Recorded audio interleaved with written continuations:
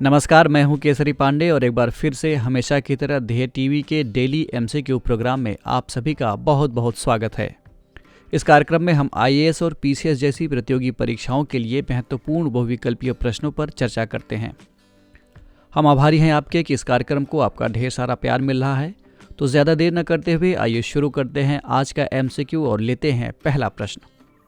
Nordic clinker boats के संबंध में निम्नलिखित में कौन सा अथवा कौन से कथन सत्य हैं?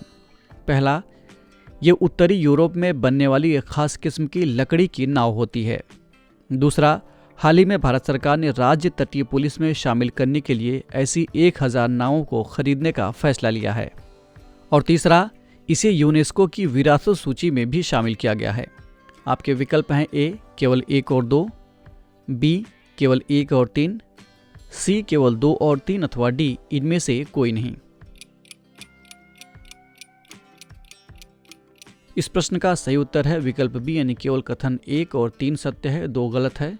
कैसे गलत है, इसके लिए चलते हैं व्याख्या की ओर। हाल ही में नॉर्डिक क्लिंकर बोट्स को यूनेस्को की विरासत सूची में शामिल किया गया है। ये उत्तरी यूरोप में बनने वाली एक खास किस्म की लकड़ी की नाव होती है। प्राचीन समय से ही ये नाव वहाँ के लोगों के लिए व्यापारिक और युद्धक दृष्टि से काफ़ी महत्वपूर्ण रही है। इसके इसी ऐतिहासिक महत्व के मद्देनज़र यूनेस्को ने अभी हाल ही में इसे अपनी विरासत सूची में शामिल कर लिया। यूनेस्को की विरासत सूची में शामिल होने से इन नावों की संरक्षण को बढ़ावा मिलेगा। भारत सरकार द्वारा इन नावों को खरीदने का ऐसा कोई फैसला नहीं लिया गया है, इसीलिए प्रश्न में दिया गया कथन 2 गलत है।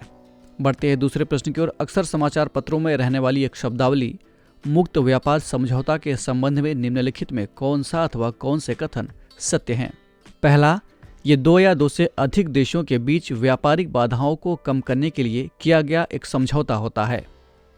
और दूसरा, जब 2 देशों के बीच आपस में मुक्त व्यापार समझौता होता है तो इससे व्यापार संरक्षणवाद बढ़ता है। विकल्प हैं ए केवल 1, बी केवल 2, सी 1 और 2 दोनों अथवा डी इनमें से कोई नहीं। इस प्रश्न का सही उत्तर है विकल्प ए यानी केवल कथन 1 सत्य है, दूसरा कथन गलत है। कैसे गलत है, इसके लिए देखते हैं व्याख्या को। हाल ही में भारत और ब्रिटेन ने भारत ब्रिटेन मुक्त व्यापार समझौते के लिए पहले दौर की वार्ता पूरी कर ली। वाणिज्य और उद्योग मंत्रालय ने बताया है कि दोनों देशों के तकनीकी विशेषज्ञों ने 26 नीतिगत क्षेत्रों के बारे में विचार विमर्श किया। आपको बता दें कि मुक्त व्यापार समझौता 2 या 2 से अधिक देशों के बीच आयात और निर्यात के बाधाओं को कम करने के लिए किया जाता है। इसके तहत वस्तुओं और सेवाओं को अंतर्राष्ट्रीय सीमाओं के पार खरीदा और बेचा जा सकता है, जिसके लिए बहुत कम सरकारी शुल्क, कोटा और सब्सिडी जैसी व्यवस्थाएं की जाती हैं। मुक्त व्यापार की अवधारणा व्यापार संरक्षणवाद या आर्थिक अलगाववाद से अलग होता है, बल्कि इससे तो अंतर्राष्ट्रीय व्यापार को बढ़ावा मिलता है। बढ़ते हैं तीसरे प्रश्न की ओर। हाल ही में चर्चा में रहे शून्य अभियान का क्या उद्देश्य है? विकल्प हैं ए जनजातीय इलाके में महिलाओं को गणितीय शिक्षा के लिए प्रोत्साहित करना, बी कोरोना महामारी को पूरी तरह से समाप्त करना, सी ट्रांसपोर्टेशन के चलते होने वाले वायु प्रदूषण को कम करना, अथवा डी पृथ्वी की सतह पर उस बिंदु को खोजना जहां गुरुत्व बल शून्य हो। इस प्रश्न का सही उत्तर है विकल्प सी यानी ट्रांसपोर्टेशन के चलते होने वाले वायु प्रदूषण को कम करना। इसकी व्याख्या देख लेते हैं। पिछले साल 15 सितंबर 2021 को नीति आयोग ने रॉकी माउंटेन इंस्टीट्यूट तथा आरएमआई इंडिया के सहयोग से एक शून्य अभियान लॉन्च किया था। बीते 25 जनवरी को इन संस्थाओं ने इसी अभियान पर आधारित एक ब्रांड फिल्म जारी किया है। इस अभियान का उद्देश्य शहरी क्षेत्र में डिलीवरी के मामले में इलेक्ट्रिक वाहनों को बढ़ावा देना और शून्य प्रदूषण वाली डिलीवरी से होने वाले लाभों के बारे में लोगों को जागरूक करना है। यानी ऐसी कंपनियां जो शहरों में माल ढुलाई के कामों में लगी हुई हैं, उनके द्वारा ज़्यादा से ज़्यादा इलेक्ट्रिक वाहनों को अपनाए जाने को बढ़ावा दिया जा रहा है। इनमें ई कॉमर्स कंपनियां, fleet aggregators, original equipment manufacturers यानी OEM और ऐसी कंपनियां शामिल हैं जो माल ढुलाई के कामों में लगी हुई हैं। इनमें ओला, उबर और जोमेटो जैसी कंपनियां भी शामिल हैं। बढ़ते हैं चौथे प्रश्न की ओर।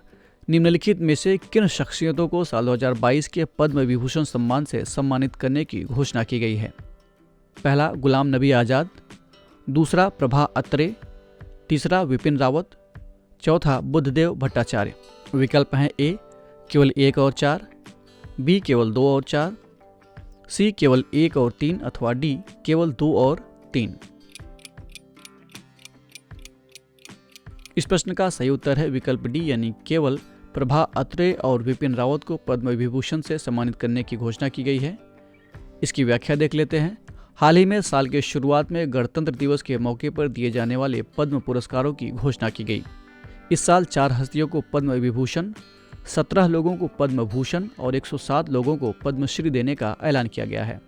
पद्म विभूषण पाने वालों में सीडीएस जनरल विपिन रावत, भाजपा नेता कल्याण सिंह, गीता प्रेस गोरखपुर के अध्यक्ष रहे राधेश्याम खेमका और शास्त्रीय गायिका प्रभा अत्रे का नाम शामिल है।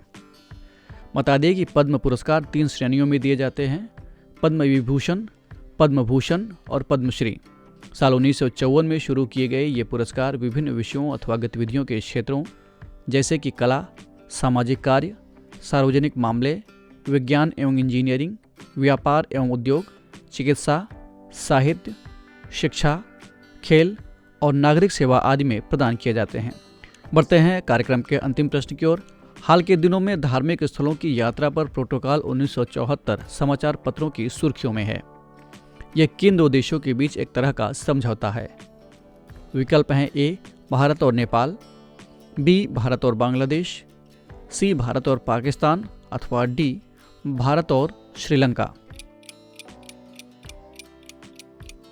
इस प्रश्न का सही उत्तर है विकल्प सी यानी भारत और पाकिस्तान। इसकी व्याख्या देख लेते हैं। हाल ही में भारत ने एक बयान में कहा है कि वो धार्मिक स्थलों की यात्रा पर प्रोटोकॉल 1974 को अपग्रेड करने के लिए पाकिस्तान के साथ बातचीत करने को तैयार है। बता दें कि धार्मिक स्थलों की यात्रा पर प्रोटोकॉल 1974 भारत और पाकिस्तान के बीच एक द्विपक्षीय समझौता है जो भारतीय और पाकिस्तानी नागरिकों को दोनों देशों में कुछ चुनिंदा धार्मिक स्थलों की यात्रा करने की सुविधा प्रदान करता है। नवंबर 2018 तक इस प्रोटोकॉल के तहत पाकिस्तान के 15 और भारत के 5 स्थलों को कवर किया गया है। भारत के जिन स्थलों को इस प्रोटोकॉल के तहत कवर किया गया है उनमें अजमेर शरीफ दरगाह, दिल्ली स्थित निजामुद्दीन दरगाह एवं अमीर खुसरो, पंजाब स्थित सरहिंद शरीफ और हरिद्वार के नज़दीक स्थित कलियार शरीफ शामिल हैं। तो ये था आज का डेली एमसीक्यू कार्यक्रम। कमेंट करके हमें ज़रूर बताइएगा कि आपके 5 में से कितने प्रश्न सही हुए। अगर आपको यह कार्यक्रम अच्छा लगा तो ध्येय आईएएस के इस चैनल को लाइक, सब्सक्राइब अथवा शेयर करना ना भूलें। हम फिर मिलेंगे एक नए कार्यक्रम के साथ। तब तक के लिए पढ़ते रहिए और बढ़ते रहिए। नमस्कार। यूपीपीसीएस क्रैक करने का जबरदस्त टूल ध्येय आईएएस का कॉम्प्रिहेंसिव एक्सप्रेस टेस्ट सिर्फ 100 रुपए में, और साथ ही पाएं सब्जेक्ट वाइज आकलन, काउंसलिंग सेशन और एकेडमिक सपोर्ट। अपेयर करने के लिए नीचे डिस्क्रिप्शन बॉक्स में दिए गए लिंक पर क्लिक करें या ध्येय आईएएस ऑनलाइन ऐप को डाउनलोड करें।